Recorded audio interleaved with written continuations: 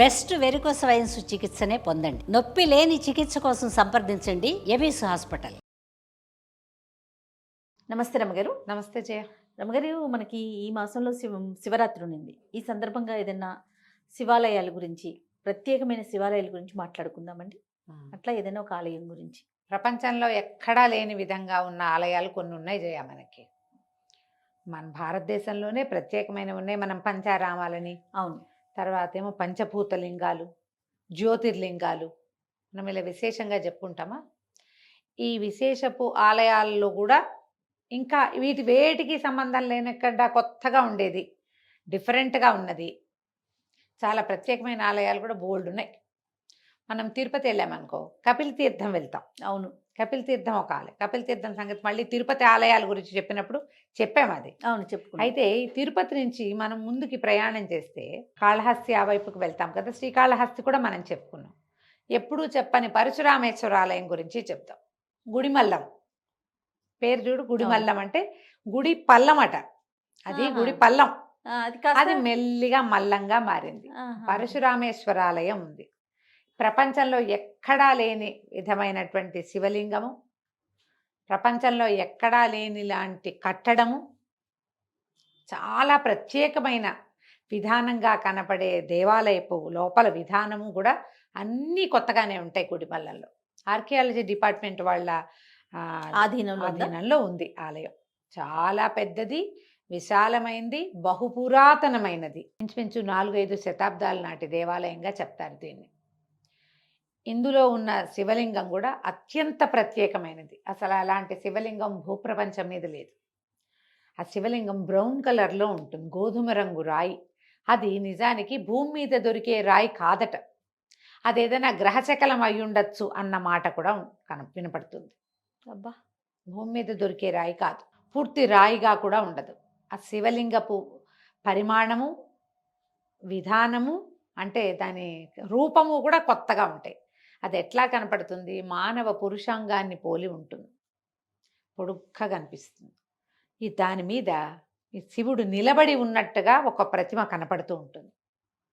ఒక మరుగుజ్జు మీద, ఒక యక్షుడి మీద నిలబడి ఉన్నట్టుగా, పెద్ద పెద్ద కర్ణాభరణాలు ధరించి, ఒక గొర్రెని పట్టుకుని, ఒక గొడ్డల్ని పట్టుకుని నిలబడి ఉన్నటువంటి ఒక పురుష స్వరూపం ఆ శివలింగం మీద దర్శనమిస్తుంది. ఇది చాలా కొత్తగా ఉంటుంది. ఆలయపు ఆ కట్టుబడే చాలా ఎక్సలెంట్గా ఉంటుంది.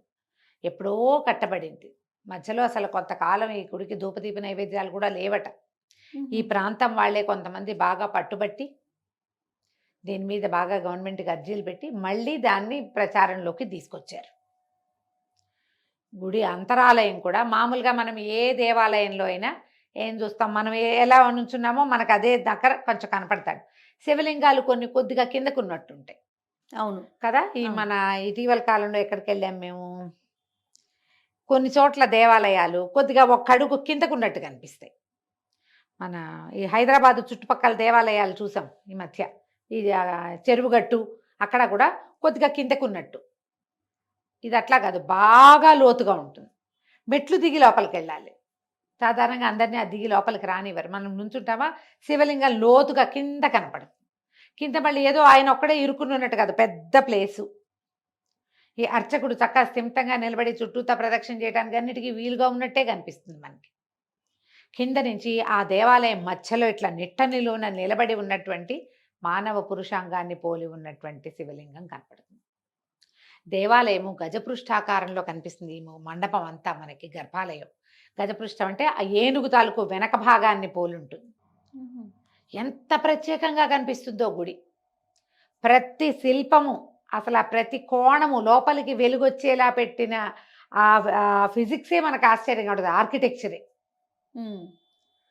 అలా వెనకాల తిరుగుతుంటే మామూలు శివాలయంలో కాదు, ఏదో ఒక ఈ హంపి, ఎల్లోరా అట్లలో ఒక రకరకాల శిల్పాలు అద్భుతంగా అట్లా చేయబడి ఉన్నట్టుగా కనిపిస్తుంది. చాలా ప్రత్యేకంగా ఉంటుంది. మనం ఎప్పుడూ తిరుపతి వెళ్తాం, సాధారణంగా తిరుపతి తిరిగి వచ్చేస్తారు అందరూ. ప్రఖ్యాతంగా వెళ్ళేది ఎక్కడికి? శ్రీకాళహస్తి. శ్రీకాళహస్తి బరిగెడతాం, కాణిపాకం బరిగెడతాం. ఈ కాంచీపురం వెళ్తారు, వెళ్ళే దారిలో తిరుత్తణి కనపడుతుంది, కొండ మీదకి వెళ్తాం, ఇలా కారు పైకి వెళ్తుంది, ఇవి చూస్తాం. ఈ గుడిమల్లానికి ప్రత్యేకంగా వెళ్ళే వాళ్ళు కనపడరు. అవును, ప్రతిసారి వెళ్ళొద్దు మీరు, కానీ ఒక్కసారైనా తిరుపతి నుంచి 40 కిలోమీటర్లు ఇంచుమించుగా దూరంలో ఉన్న ఈ దీన్ని చూడండి, గుడిమల్లంని. ఆర్కియాలజీ వాళ్ళ సంరక్షణలో ఉంది కాబట్టి శిల్పాలు అవి ఇవి ముట్టుకుని గందరగోళంగా చేయకూడదు. చక్కగా ఫోటోలు తీసుకోవచ్చు మనం, స్వామిని విశేషంగా సేవించవచ్చు. ఇలా లింగం ఎత్తుగా కనపడితే 5 అడుగుల పైన ఉంటుంది జయ, అంత ఎత్తు ఉంటుంది. ఈ శివలింగానికి పైన శివుడు, మధ్య విష్ణువు, భూమి కింద భాగం బ్రహ్మ, అలా చెప్తారు. త్రిమూర్తి స్వరూపంగా చెప్పబడుతుంది. పరశురాముడు ఈ ప్రాంతంలో తపస్సు చేసుకుంటే ఆయనకి లభించిన ఈ శివలింగాన్ని ఆయన ప్రతిష్ఠ చేశాడని చెప్తారు. అందుకని పరశురామేశ్వరాలయంగానే చెప్పబడుతుంది ఇది. ఆయనే పూజించాడని, ఆయనే ఇది ప్రతిష్ఠ చేశాడని. పరశురాముడు అంటే ఏనాటి పరశురాముడు? అవునవును. అప్పటిది అనమాట. ఇది మొదట్లో దేవాలయం లేకుండా అట్లా ప్రతిష్ఠ చేసి ఉంచిందని, తర్వాత దీని చుట్టూతా దేవాలయం నిర్మింపబడిందని కూడా చెప్తారు. విశేషంగా ప్రత్యేకంగా అసలు మనం ఎక్కడా చూడని రకంగా మనకి కనపడుతుంది. గుళ్ళోకి వెళ్ళేటప్పటికి ఒక ఫీలింగ్ వస్తుంది జయ, చుట్టూతా తిరిగేటప్పుడు ఇంకో రకం భావన వస్తుంది, కొత్త దాంట్లోకి వెళ్తున్నట్టు. మన స్వామికి ఎదురుగుండా నిలబడ్డాక, ఆ పరమేశ్వరుడు ఆ లింగమూర్తికి ఎదురుగుండా నిలబడ్డాక అప్పుడు ఏమవుతుంది, మనం ఎక్కడికో వెళ్ళిపోతాం. మనం ఎప్పుడు చూడలేదే ఇట్లా, అవును, ఈయనేమిటి ఇట్లా ఉన్నాడు అలా అనిపిస్తుంది. ఒక దీని మీద మరుగుజ్జాకారంలో ఒక యక్షుడి మీద నిలబడ్డట్టుగా కనపడతాడు ఆ శివుడు. తలకున్న ఆభరణ, పైగా ఆ ప్రతిమ కనపడుతుంది కదా, శివమూర్తి కనిపిస్తుంటుందా, ఆయన ఒక పంచ కట్టుకున్నట్టుగా కూడా కనిపిస్తుంది. ఆ పెద్ద పెద్ద కుండలాలు కనపడతాయి. ప్రపంచంలో ఎక్కడా లేదు. ఎక్కడా లేదు, ఆ రాయి లేదు, ఆ స్వరూపము లేదు, మొత్తం ప్రత్యేకంగా ఉంటుంది. ఈ గుడి తాలూకు కన్స్ట్రక్షన్ కూడా ఎక్కడా లేదు. బయట మనకి 4 పక్కల దేవాలయాలు కనిపిస్తే, ఒక సూర్య దేవాలయం ఉంది, చిన్న మండపం, అమ్మవారు కనపడుతుంది. తర్వాత వల్లి దేవసేన సమేతంగా సుబ్రహ్మణ్యం కనిపిస్తాడు, గణపతి కనపడతాడు. ఈ 4 ఎట్లా ఉంటాయి తెలుసా, మనకి మామూలుగా ఆరాధనా క్రమంలో శివ పంచాయతనం, విష్ణు పంచాయతనం, శక్తి పంచాయతనం అని 3 రకాలు. ఏ దైవానికి సంబంధించిన పంచాయతనం అయితే ఆయన మధ్యలో ఉంటాడు, శివుడు కానీ, విష్ణువు కానీ, శక్తి కానీ. మిగిలిన 4 ఎవరెవరు? విష్ణువు, గణపతి, సూర్యుడు, శక్తి, 4. వీళ్ళు 4 పక్కలా ఉంటారు. అట్లా కనిపిస్తుంది ప్రత్యేకంగా. ఇక్కడ మనకి 4 పక్కలా ఉన్నట్టుగా కనిపిస్తారు. ఎంత విశేషంగా ఉంటుందో గుడి. బయట ఒక పెద్ద ఆంబోతుని కట్టేశారు మేము వెళ్ళినప్పుడు. ఎంత పెద్ద ఆంబోతో, ఆంబోతుకి ఏమైనా గడ్డి పెట్టండి, అది పెట్టండి అని చెప్పారు. వాకిట్లో కనపడుతుంది. ఆంబోతుని ఏదైనా సేవించుకోండి, ఓ దండం పెట్టుకోండి. చాలా పెద్ద ప్రాకారము, అది పెద్ద ఏరియా, చూసి తీరాలి. ఈ ఆర్కియాలజీ మీద, పురాతన శిల్పాల మీద, పురాతన కట్టడాల మీద ఆసక్తి కలిగిన పిల్లలు ఉంటే వాళ్ళని తప్పకుండా తీసుకెళ్ళండి. చాలా విశేషంగా కనిపిస్తుంది.